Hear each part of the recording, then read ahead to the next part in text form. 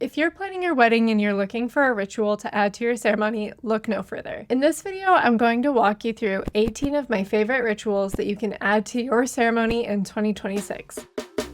At the very end, I'll also share a fun AI prompt that you can use to brainstorm your very own. Hi, I'm Katie. I'm the creator of Something Borrowed Ceremonies, and I've spent the last several years helping friend and family officiants confidently perform wedding ceremonies for the people that they love most. Today, we're going to talk about rituals you can add to your wedding ceremony. Some are classic, but there might be a few that you haven't heard of, so let's get into it. Let's start with the ones you likely already know, because there's a reason that they've stuck. 1. The Unity Candle. Rooted in Christian liturgical tradition, the Unity Candle ceremony is one of the oldest rituals in the biz. You and your partner will light a taper candle on your own, then join their two flames together to light a single larger pillar candle at the center of the altar together. The two individual flames becoming one is a visual metaphor for joining two lives that often really resonates with guests, and you can involve your parents by having them light the original taper candles at the beginning of the ceremony. This signifies how your families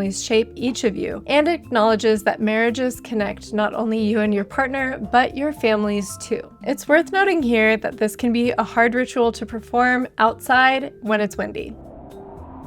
2. The Sand Ceremony. This one plays on the same fundamental idea, but you and your partner each pour sand into one vessel and the layers mix so you can never fully separate them again. You can do this in a lot of different ways. You can use different colors of sand or gather sand from different meaningful locations, or have attendees add little samples of sand themselves to make it a community ritual. Then the jar of sand becomes a keepsake that you can display however you like. This one works particularly well for beach weddings or outdoor weddings. 3. Handfasting. This is an old Celtic tradition, and fun fact, it's where the saying tie the knot comes from.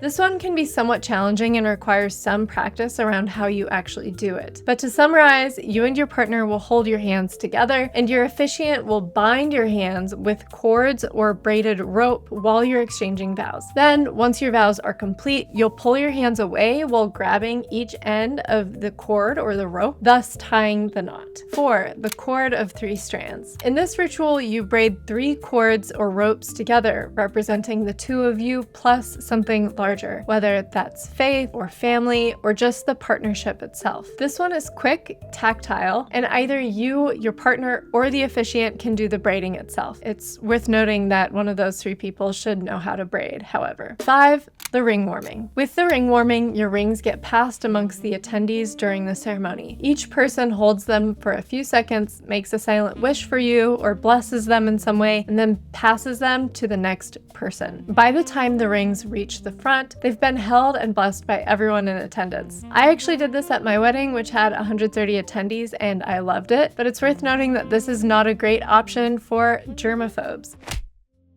And it does require some coordination and choreography that your officiant will need to orchestrate. 6. Oathing stones. This is an old Scottish one where you and your partner hold stones while you're saying your vows, symbolically pouring your promise into it, and then you keep the stones after. You can also hand the stones to guests beforehand so your attendees have the opportunity to hold the stones too, somewhat similar to the ring warming. 7. The community vow. With the community vow, after you and your partner have shared your vow, your officiant will turn to everyone and ask, "Will you support this marriage?" And the whole room says, "We will," out loud. You can make this segment a bit longer by adding customized vows for your community to agree to, such as making sure they advocate for the marriage. I really like this one because guests stop being an audience and become witnesses, which is what they're technically supposed to be anyway. Now, one thing I do want to let you know about in advance is that every one of these rituals only works if the person running your ceremony knows how to set it up, frame it, and orchestrate it. If you've asked a friend or family member to officiate, someone who's never done this before, that can be a pretty big thing to hand to that person.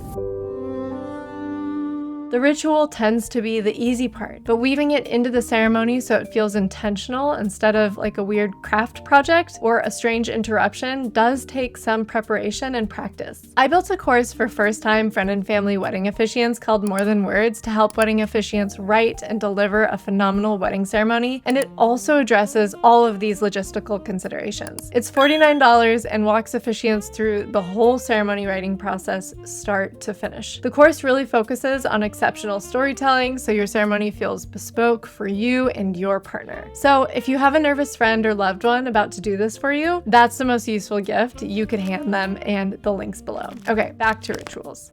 This next batch is for couples who want something a bit more sensory. 8, the unity sandwich. Okay, I found this one in my research and I had to include it because it kind of cracks me up. It's obviously extremely lighthearted, but basically the couple chooses their favorite sandwich and then prepares both sides of the bread, bringing the sandwich together as a metaphor. Honestly, this makes the point that anything can be a sweet ritual because you can imbue meaning into so many things. But I wanted to share this one because it makes me smile, obviously. This also kills 2 birds with 1 stone because you then have a delicious post-ceremony snack.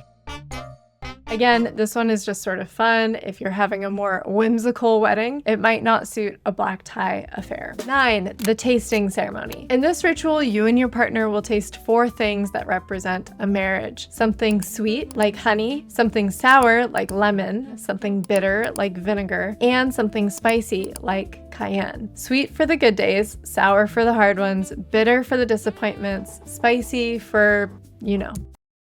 It's interactive, it's a little bit funny, and watching your partner's face as they eat lemon or something spicy, I imagine would be pretty fun. I haven't seen this myself, but I think it could be kind of silly. 10, the unity cocktail. For this one, you pour an ingredient into one glass, mix it, and take a sip together. This is fun because the same drink can also double as your signature drink at your reception if you have one. This one's for couples whose whole vibe is already playful, and it works best if the 2 of you love a specific type of cocktail, or perhaps had a particular drink when you first met, or if you have a drink that is important to you. This might work particularly well for a 3-ingredient cocktail like a gin and tonic, or a classic daiquiri. Your officiant can serve as the 3rd ingredient, and you can pick spirits that speak to your personalities. But with drinks with more ingredients, you can make each of the ingredients represent something specific. 11, planting a tree. In this ritual, you will pour soil from a meaningful place, whether that's your hometowns or outside your first apartment, around a small tree and water it together. Then you take it home with you, you plant it somewhere, and you watch it grow. It won't get the biggest reaction in the moment of the ceremony, but 5 years later, you've got a tree. Not a metaphorical tree, an actual tree. These next 2 are for people already thinking about the future. 12, the wine and love letter box. Before the wedding, you each write each other a private letter. Why you're marrying your partner, what you hope for, things you want to remember, etc. You then seal the letters and a bottle of wine into a box during the ceremony, and you agree not to open it until a milestone anniversary. Or, and this is the part that I find really sweet, you can open it when you and your partner are going through a really rough time. You can sit down, drink the wine, and read what you wrote. 13, the time capsule. This has sort of the same energy as the wine box, but it's a little bit bigger. Guests write you notes, predictions, good advice, terrible advice, and then you seal it on your ceremony and you open it on a future special anniversary. You'll build the time capsule during the ceremony. Your officiant will invite attendees to come up and drop in whatever they've written. This one is really fun because it's part ritual, part party game, and it gives your guests something fun to do. Now, here are a handful of traditions from around the world, but here's an important note. If a tradition belongs to your heritage or your faith, that's awesome, then go for it. If it doesn't though, be thoughtful about using it. This is a moment that your officiant needs to be really careful about acknowledging the origins of the ritual. But with that caveat in mind, here are the rituals. 14, breaking the glass. This one is from Jewish tradition. At the end of your ceremony, you stomp on a glass and everyone shouts Mazel Tov. It's joyful, loud, and a great final beat. It tells the attendees that the serious part is over and that it's time to celebrate. 15, jumping the broom. During the 18th and 19th centuries in the United States, enslaved African Americans were not legally allowed to marry. Couples developed this ritual as a public declaration of their commitment to each other, creating a sacred bond in the absence of legal recognition. It is believed to have ties to West Africa, specifically areas in modern-day Ghana, where brooms were used during ceremonies to sweep away evil spirits and cleanse the path for the newlyweds. Obviously, it goes without saying, but this one is extremely culturally sensitive and not for everyone. If you're a white person, maybe don't choose this one. It's not for you.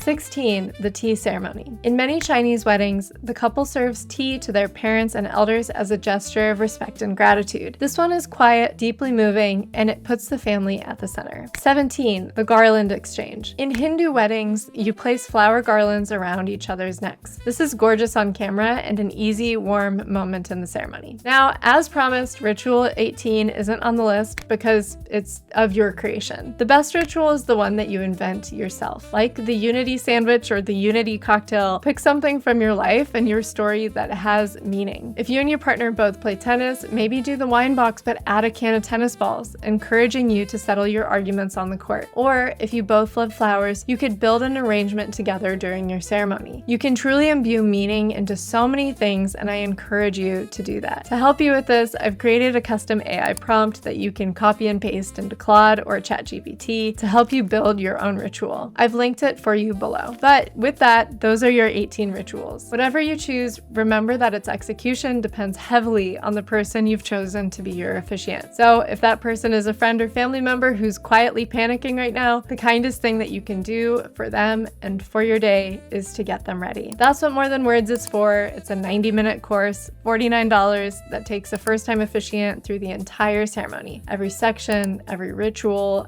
wait, what do I actually say? You can gift it to them, and it's the cheapest insurance policy that you'll buy. If this helped you, hit like and subscribe. I create content every week, so I'll see you next week.